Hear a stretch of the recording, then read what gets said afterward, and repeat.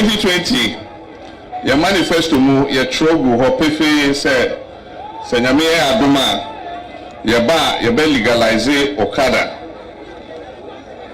na yekoto aba no tumina ambedi ensem ntimi ambaso ense mra yeka asasem no yenuano mo say there be the accident ba say.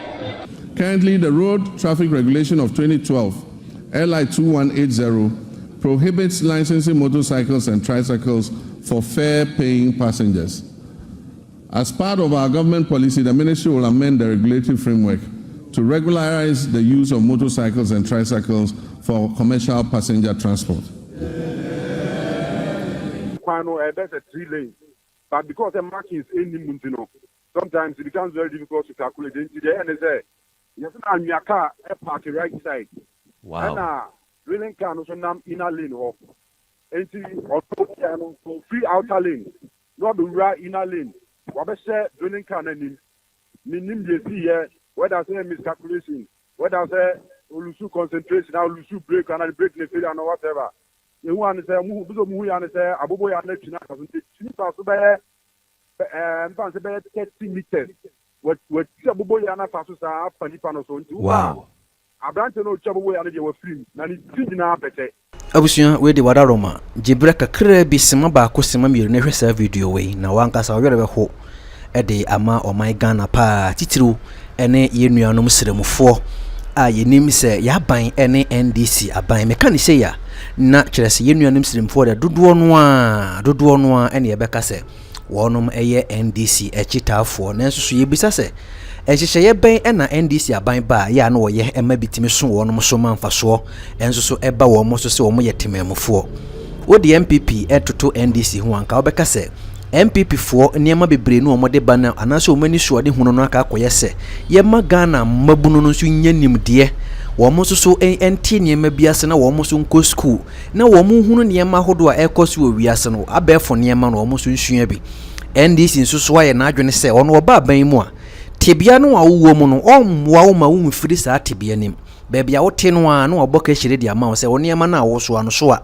oniema no a wo pese wo de kwa ha na obeso wasre na wo de akọ nti ababa ye se NDC fo nhye no nyade a ema maburu no ekọ wo manimu abrabom ebre ya NDC amonyokuo eba 2016 enema bebre no ano mo ye ya o ye se komo de beso maburu nimu ama maburu na timi akọ nanim enso ba kokore ne ho no yetimi yeye ebiti se sada jida ani nyina omo yesen komo de kusire mama siremu mabuno nya adwuma ye besi nne adane boachi bidin sesi ni nyina ba bia rehosam so MPP ba ye omo de free senior high school ba Northern region se Northern enkora ni nyina wo bienya binko voter region wo bienya binko emfa hu ni fia wo firimu eno kura na parliament ye demonstration se ye mpene Visa free senior high school no na de be ne o man sika ne de ba be ne ade nhihye ya enim NDC ni enim MPP ni kura na NDC fo ka se enye enso e ba ya ne mabunu kakra wo mote ase na anye makaranta nko a no mo so mbe ko no mo do mu hye mu no enne mabunu bi anya adwuma anase o mo adwene mu ado e wo nyema bi ho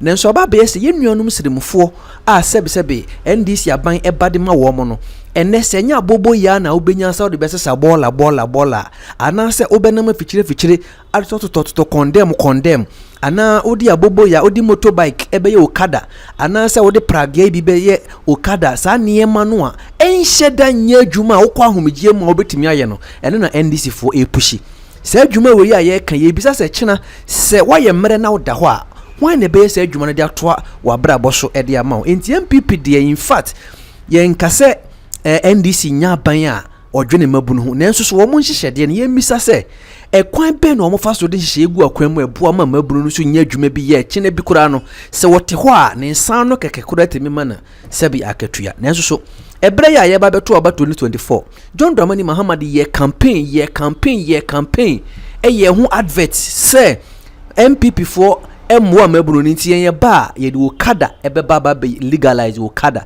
se de be mabunu ni betimi ye nya bia hwe wo de ansan na ye behwe se de Okada esi kungunkunkum mabunu ene aho kire de brom ye nkohwe adverta His Excellency John Dramani Mahama etwa sika ma ye de koye Okada advert se ye mfa mwa na ye nyina so nto aba ma ye ne ba ye be training mabunu no amomo nso wetime twu Okada ne alliance se ne aye ne de be ye nkɔ advert ne mra. Take good care of yourself. I will see you when I come back from work. Sure, dear. Take care too. Okada for Mahama Bapawa, you been your found dear Okada for Montuaba Maje, my own toy. Okada for Mahama Bapawa, you been your found dear. My husband, why are you so down? I could not work today because I was arrested for riding an Okada. Although my papers were intact, since our banks were closed, it is this Okada that has been feeding us, our only savior. Yet every day we are being harassed left, right, and center. This problem will soon be over. How? John Mahama has promised to legalize Okada when he becomes president. And this will help solve the problems Okada riders face each and every day. My dear Okada and delivery riders and your families, please, enough is enough. Let us vote for John Dramani Mahama so we can feed our families.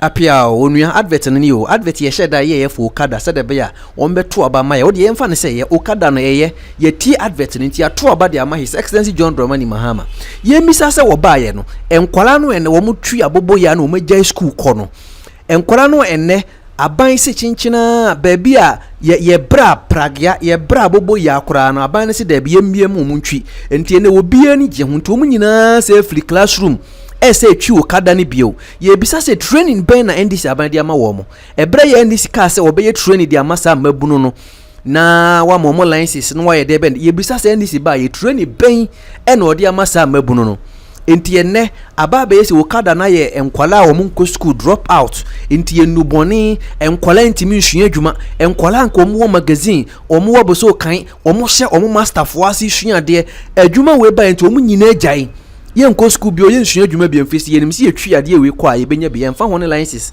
ye beye anu aba ya rehosem pa sesei Okada per rocos no kire se de esi kum nipa no anu odene abobo ya se de esi kum nipa pragie keke ne ho ahwan ne ade ye kanai se de esi kum Ghana fo pa na ni enyan police report yo ba ye kire se wo hwe last year ne DC yanko anu abobo ya ne pragie ne sa ho ahwan motorbike ye twi kumetime kum ni patitru ne nkan ani kumase esire mu mpode afaza dodo no atwibi ente ye normal dodo no atwibi nti omunim kwa mo faso ne omo kwan ni ade na pressure ni what say kumase ene nkan bata ne ye biem ade ama ombia eno kura mpo danchia zoom line wadwumakuo ananko de kase akese ene na mafiefie mu ni mpotemu sasa bola no zoom line wadwuma ne yatwam ama se de abobo ya ena emabuni esanso be 1000 ni akwoti sa bola ne de kofisa ban se obeji adwuma na mai obebi adwuma na mai nti ene yetwa zoom line contract mu no se be ya esiremfo titiru sebi manu sisi mu na so me ameka se me esirem ni bi se be ya ye mu bi ye benya adwuma ye ya nko sku ye benya adwuma ye nti ene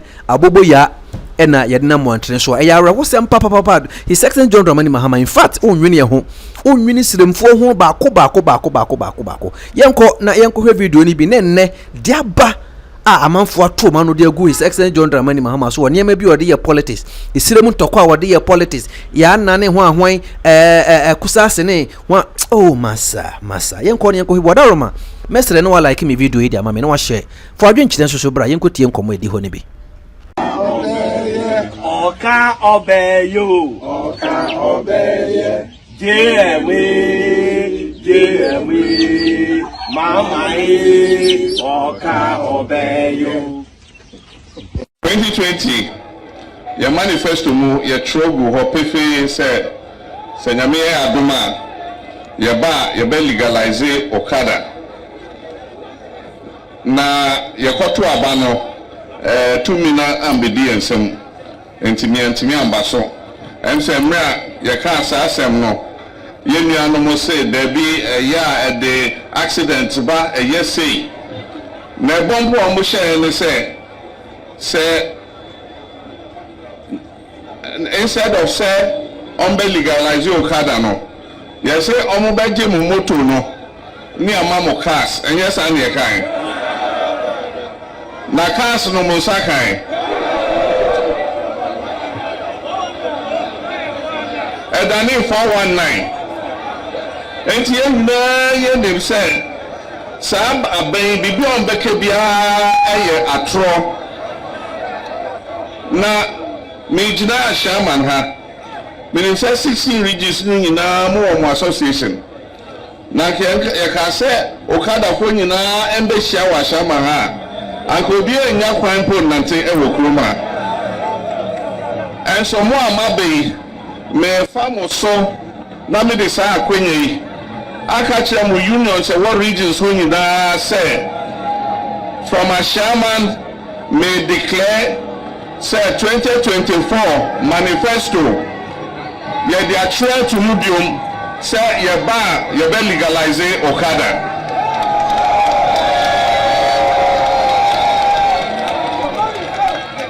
Enti 7th January 2025 say yes why our independence square we are na mo say mo fa ahode enso aba na me won say Abraham issue aban mu 2016 na unemployment rate 8.5%.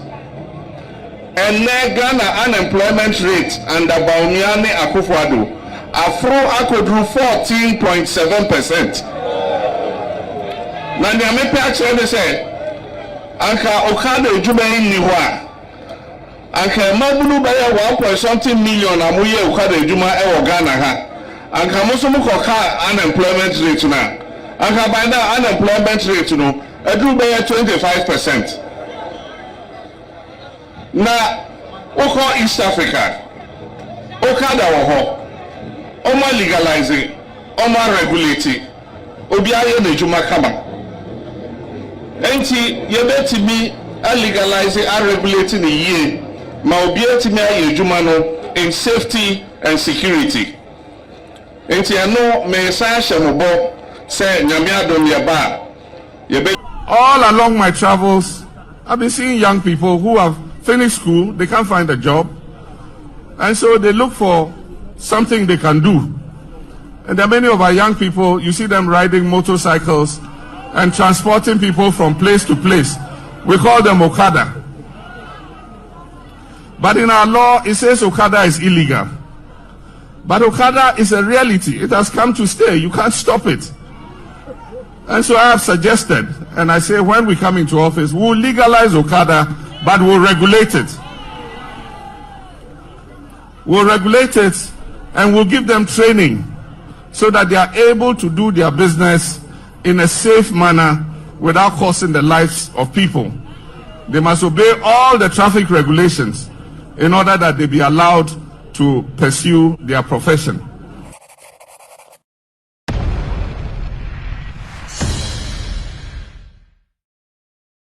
Since assuming the reins of office on 7th January 2017, my engagements in the educational sector have largely been with tertiary and senior high institutions.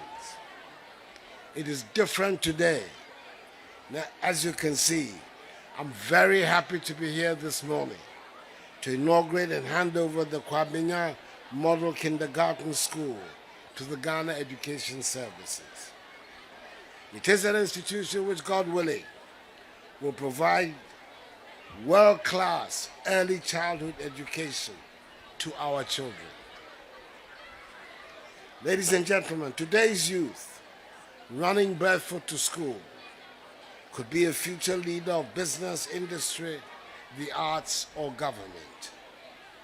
Education is the equalizer of opportunity. I'm in this position as President of the Republic because of education. Education is the most effective way to change the fortunes of our continent and country and join the group of developed nations and continents. Thus, prioritizing investment in early childhood education is critical to the education development of our country. UN Sustainable Development Goal 4.2 explicitly seeks to ensure that by 2030, all girls and boys will have access to early childhood care and development to prepare them for primary education. Anytime NDC is in government, Boko is at peace. Unfortunately, as soon as NDC leaves government, the Boko crisis flares up again. MPP Amambonti, Afimpo Ensuan Toye. Ama Yebiani Bebre, I say. Eza Entina NDC de near friend of Farmers Service Center. I just said district bia ye bie back ho. Yes. Na one o hwe godomo hill. Okada wada. It was training ba. Ojina o so training po so the traffic move so apart to oteso wada. And you can imagine say onipa say omaba. You can imagine so onipa say wafa na Okada na otinechi godo na odo kwa edi ni bisi. This we dey na odo where leading to the slaughterhouse. The only side they see Odobako. The side is Odobako. We are say. Me yes, I will cut the more legalize it. I'm Wagana crowd. Now that's what I say. I'm worrying crowd. Oh, Abaya.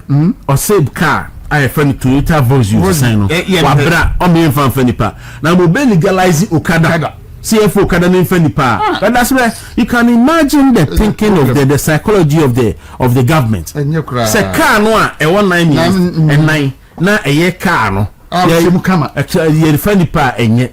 Na mo ye de Okada any pragia dia o legalize nye da ye djuma.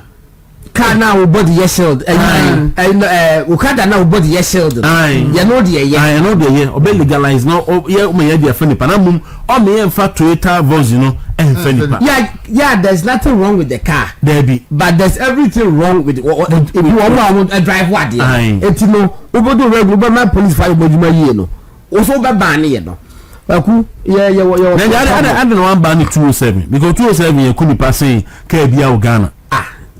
See the 207. 207 you couldn't pass in car bia Ghana. But yam ban 207 Ghana. Enso bia put me that say ko ban. I just say nti o aban onu timi FFO say obe legalize Okada na abani Toyota Volkswagen. There's a ban no problem. No problem pa. Na mama. Obia ye agenda 111 so only one penny mo pe kiosk. Obesi kiosk. And we ahwe nipa yare a we no baby we no timi ye. Okay. I see it yana so eko ko ni krechi. Kwaku yemo President John Ejekunkufu abaso. Na yensa emmo Abudani na adodanko afuado yemo na baso yete so ane asori kwaku wo hwe empelifo mienu se de asemi si yese mu si conduct obo ayo madwe se chenchina wo se asodwie e badabom pele ko first start ye wa wi na ofra ban so 8 years NDC for better so 8 years yeah na vice president obeye o the vice president 3.5 years and obedi 4.5 years as president yeah we no mo boss here Wintumi Radio 95.9 want man who afa nye adwuma 8 solid years na so we benefit from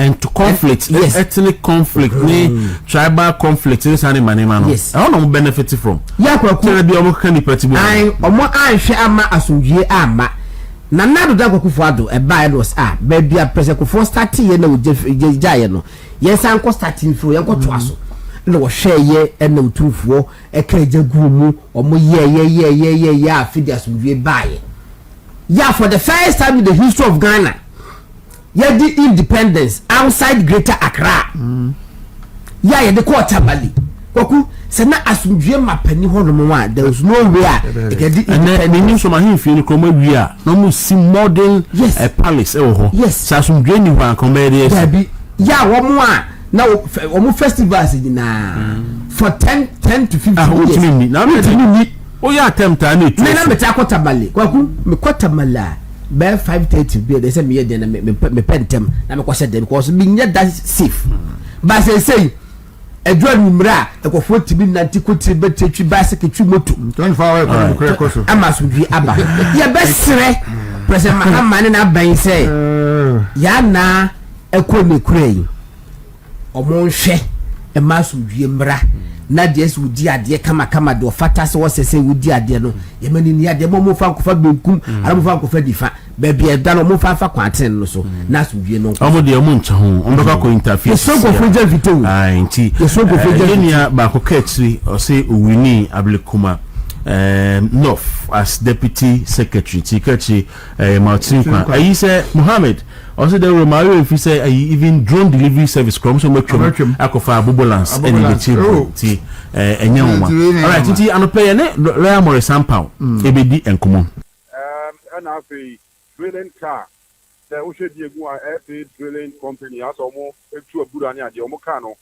and a chia fa aboboya rider bi so one ne colleague no mute so ama according to new one sana incident this year but the so very fresh after the police going hour and according to eyewitnesses seen no I mean very worrying just like Michael no obi a want to share hard pictures no my Facebook no stand say I host them my branch na ono na ochi aboboya na according to eyewitnesses no omo say nanko yo bakiti who is the kwano best 3 lanes but because the markings any muntino sometimes it becomes very difficult to calculate into the end say yes na your car park right side wow na drilling car no so nam inner lane off enti auto no so free outer lane no be right inner lane wa be say drilling car na nim dey see here whether say miscalculation whether say olusu concentration now olusu break and the break the failure and whatever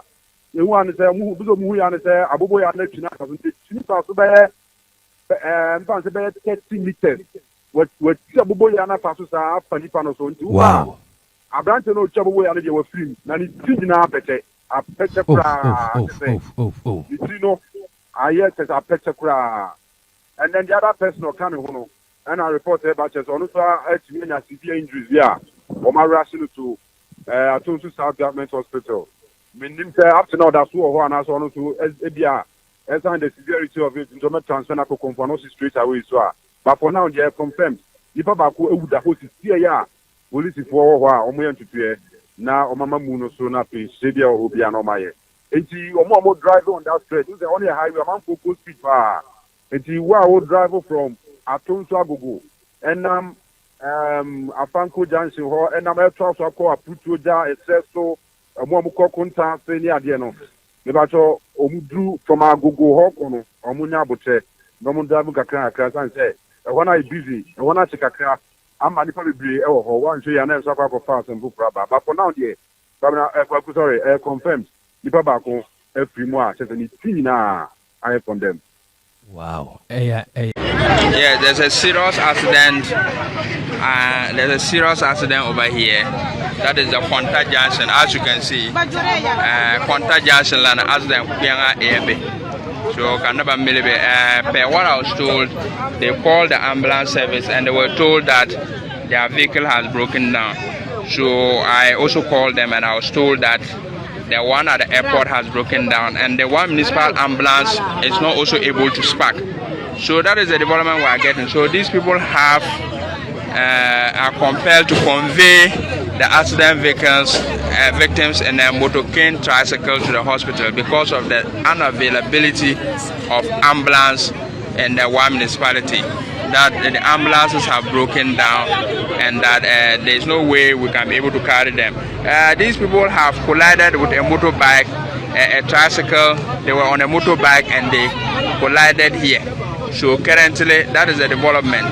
So this tricycle motorcade here, this green one, collided with a